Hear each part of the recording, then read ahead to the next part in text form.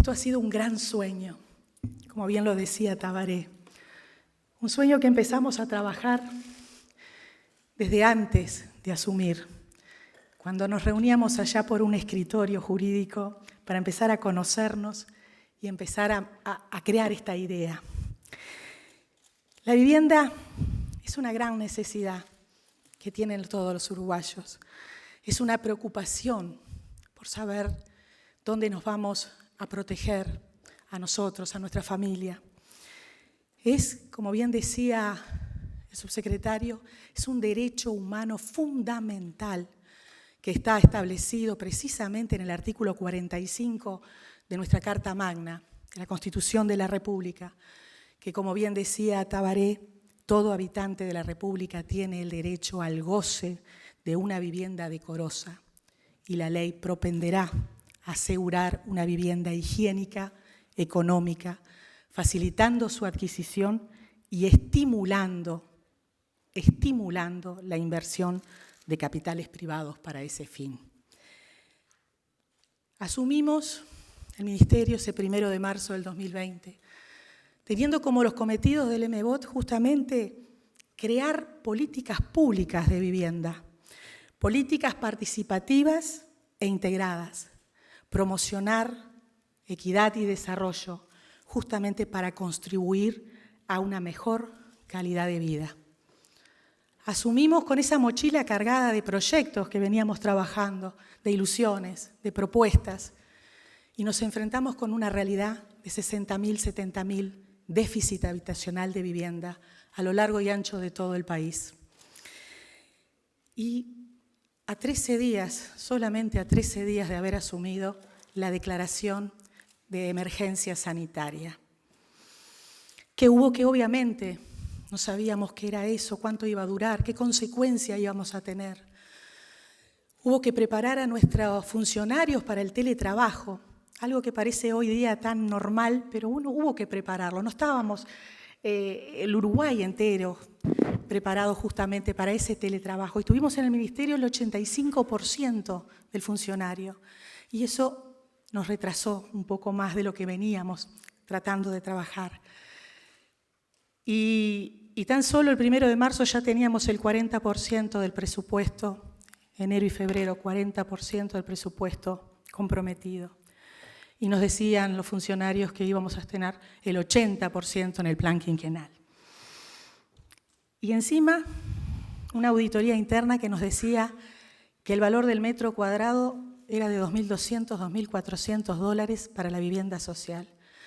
Ese era el mundo que nos enfrentábamos, ese era el marco que teníamos por delante. Pero en esa mochila también teníamos una gran preocupación.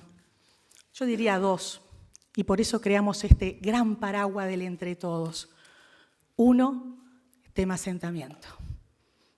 No podíamos seguir con esa realidad de 650 asentamientos en el país, 200.000 compatriotas viviendo.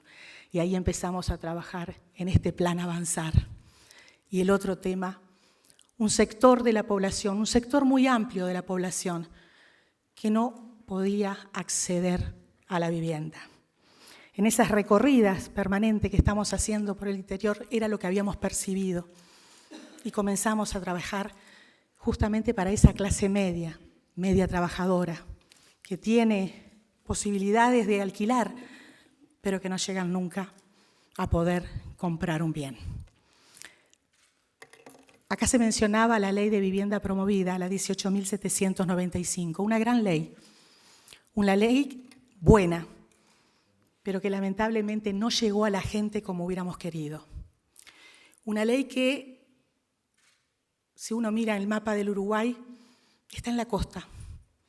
Fíjense que el 79% de los proyectos de promovido está en Montevideo, el 7% en Canelones, 7% en Maldonado y el restante 7% en el resto del país, habiendo 9 departamentos que no existe ningún proyecto de vivienda promovida. Rivera, Tacuarembó. Notábamos eso. El brazo del Estado no estaba extendido para esta población, para este sector de la población, para poder acceder. Y es por eso que empezamos a trabajar en forma coordinada con el sistema público de vivienda. La Agencia Nacional de Vivienda tiene un rol muy importante. Entran muchos proyectos por la oficina del inversor y teníamos que trabajar más aceitadamente. El banco hipotecario, tenemos un tema muy importante, los intereses, que queremos que esté establecido para este gran paraguas del proyecto Entre Todos, Sueños en Obra.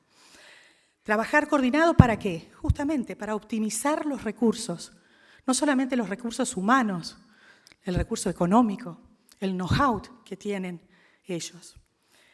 Y así fuimos en esos idas y venidas, en ese avance que no lográbamos marcar ese ritmo que queríamos, crear un fideicomiso a través de la ley de presupuesto.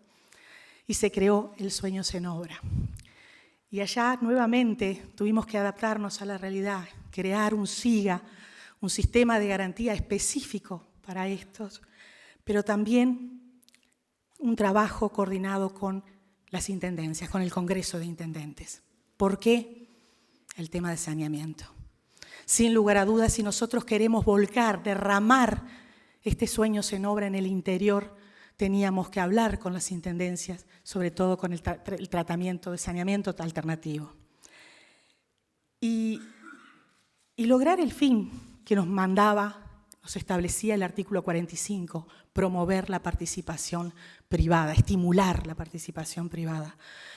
Y es por eso que vamos a estar participando a través del SIGA y a través de proyectos más chicos hasta el 80%. Pero estos temas se los voy a dejar a los técnicos que después los va a decir, reflejar exactamente toda esa parte técnica.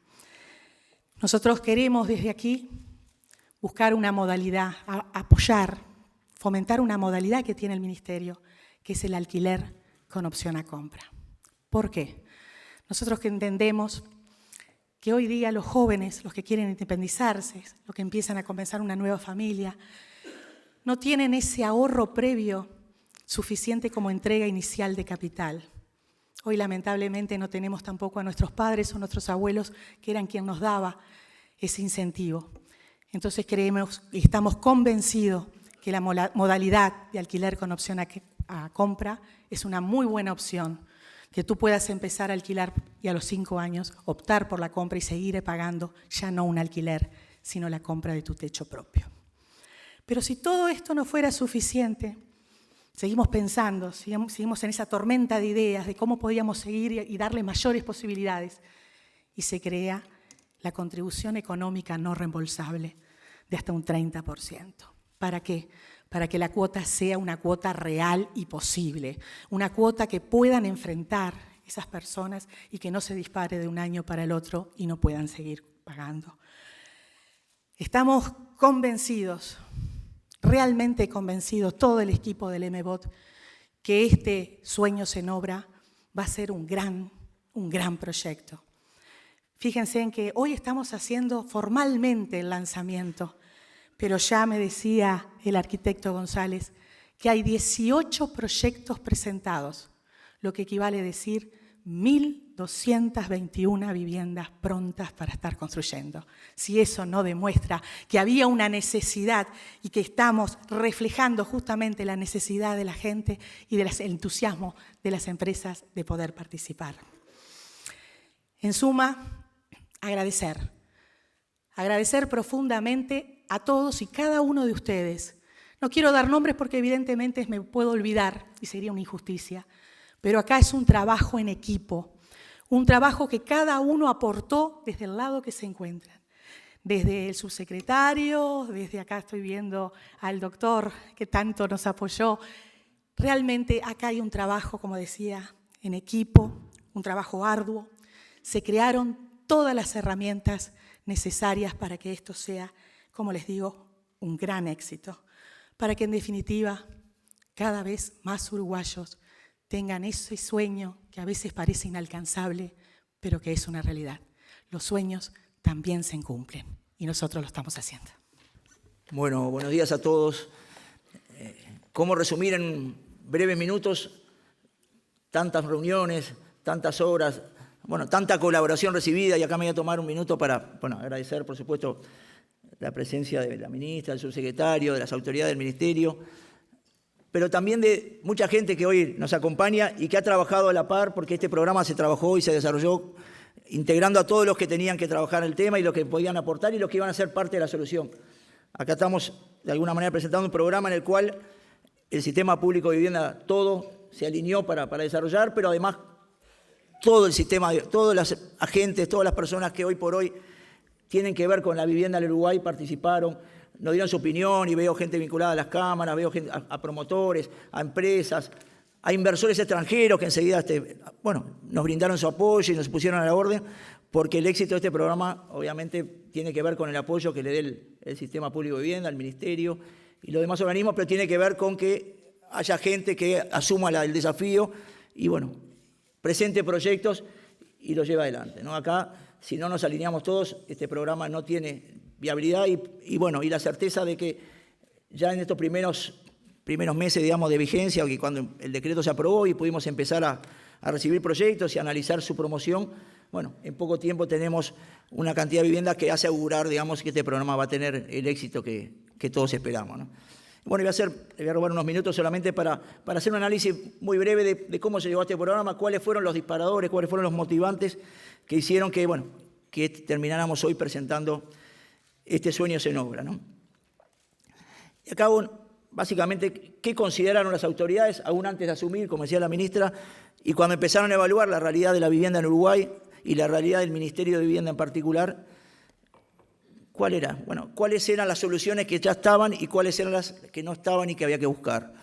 Y el primer elemento a considerar fue el déficit habitacional, que es un tema que por no muy debatido va a dejar de existir, era un tema real, se hizo un análisis histórico, en los últimos 20 años se habían implementado distintos sistemas y distintos programas de vivienda, pero el déficit seguía ahí y la tendencia era que crecía, ¿no?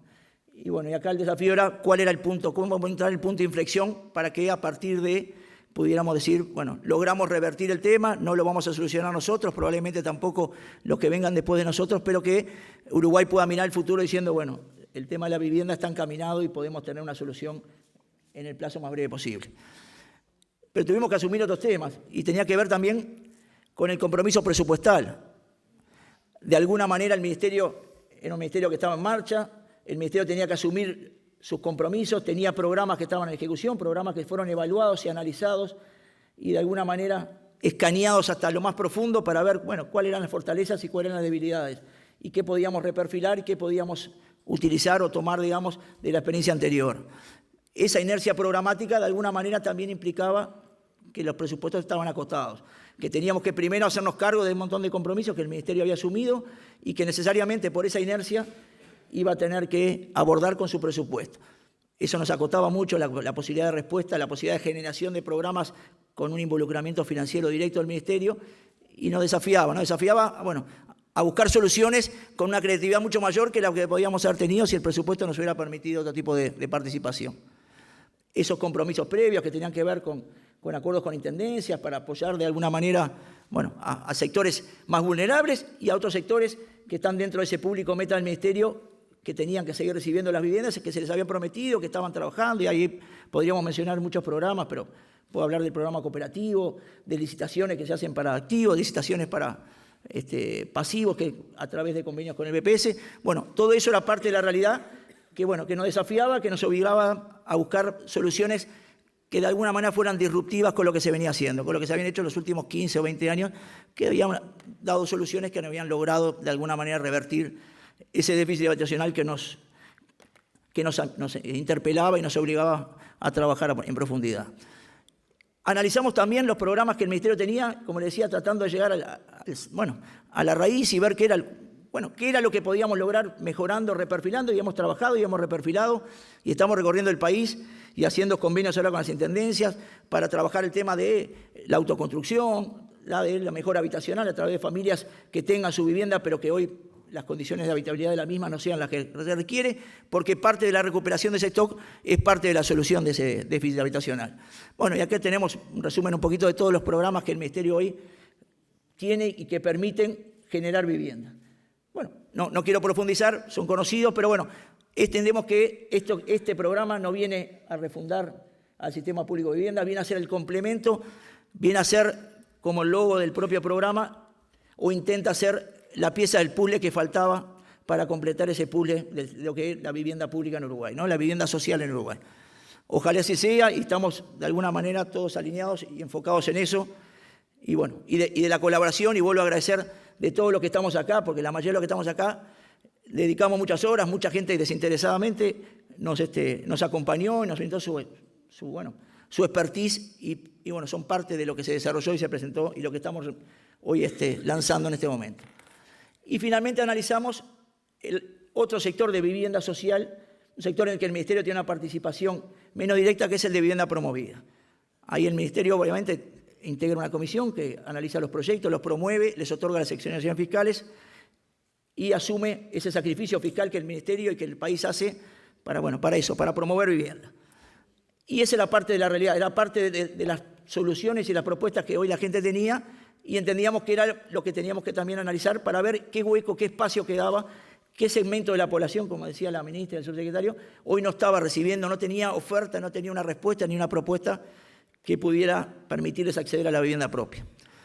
Y en ese análisis encontramos fortalezas, muchas fortalezas, y acá tenemos un resumen de esas. 29.000 proyectos promovidos a abril del 2022, en 11 años de vigencia, de un programa que obviamente se votó en 2011, pero después tuvo su proceso de instrumentación, han permitido que se generaran vivienda, ¿no? Que aumentara el stock de vivienda, que creo que es la meta de todo programa de vivienda. Esta es una gran fortaleza, pero también encontramos algunas debilidades. Y a esas debilidades intentamos, de alguna manera, generar un programa que complementara y que le diera una solución a esos que de pronto no habían tenido respuesta por este. Y ya lo habló la ministra, no quiero abundar en estos números, pero para resumir, solo un 7% de la vivienda que se están promoviendo en el programa de vivienda promovida se han construido fuera de Montevideo, Canelones y Maldonado. O sea, 16 departamentos se construyeron o se están construyendo el 7% del total de las viviendas promovidas. Ese era un poco, y ahora vamos analizando un poquito las bases de cómo se diseñó y cómo se instrumentó el programa, es el elemento que maneja. Y otro elemento es que el valor final de las viviendas promovidas en el marco de la ley 18.795, por efecto del mercado y por circunstancias que tienen que ver con temas financieros y de la realidad